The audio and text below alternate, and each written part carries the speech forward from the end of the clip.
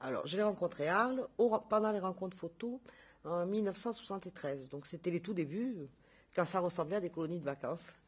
Et comme il était à l'auberge de jeunesse avec un ami et qu'il fallait rentrer tôt, ils ont fini chez moi, chez mes parents. Et après, ils connaissaient le chemin et ils y sont revenus systématiquement. Et disons que René a fréquenté ma maison, celle de mes parents, jusqu'à sa mort. Voilà, en gros, c'est ça.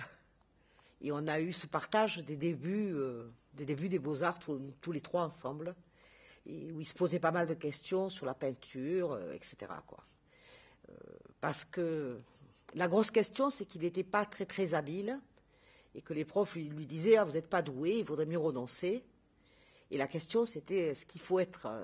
est-ce que ce qui est important, c'est d'être habile ou d'avoir quelque chose à dire?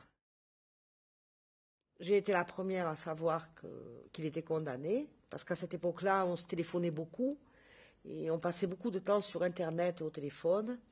Et les 3 derniers mois, j'étais responsable de lui, en gros, puisqu'il m'avait nommé responsable de sa santé.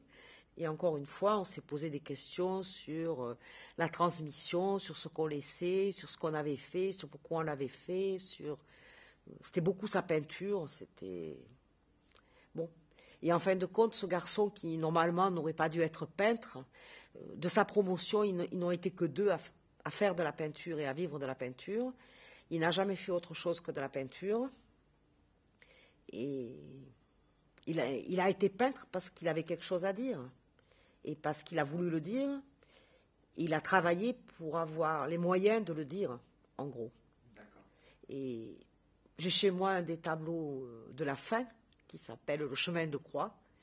D'ailleurs, c'est assez impressionnant parce qu'il a peint ça avant de savoir qu'il était condamné, mais je pense que son corps le savait avant que lui le sache. Et quand je vois ce tableau, je me dis toujours qu'il n'a pas vécu pour rien, parce qu'il est arrivé à ce qu'il voulait. Par exemple, c'est lui qui a inventé le concept de la fresque goyesque dans le sable des arènes. Ça a été, comment dire, ça a été épique parce qu'il a dû beaucoup penser pour que la chose puisse tenir. Ça a été fait sur une assez grosse épaisseur de sable. D'ailleurs, c'est la seule fois où la fresque est tenue jusqu'au 6e taureau.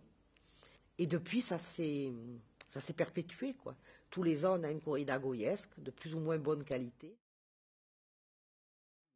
Il tenait très fort à mourir ici. D'ailleurs, c'était une mort un peu cinématographique, puisqu'il est mort au milieu de ses amis. Sa dernière après-midi, on était 8. C'était une belle expérience. Il nous a donné une opportunité de plus d'avancer, à tous. Voilà.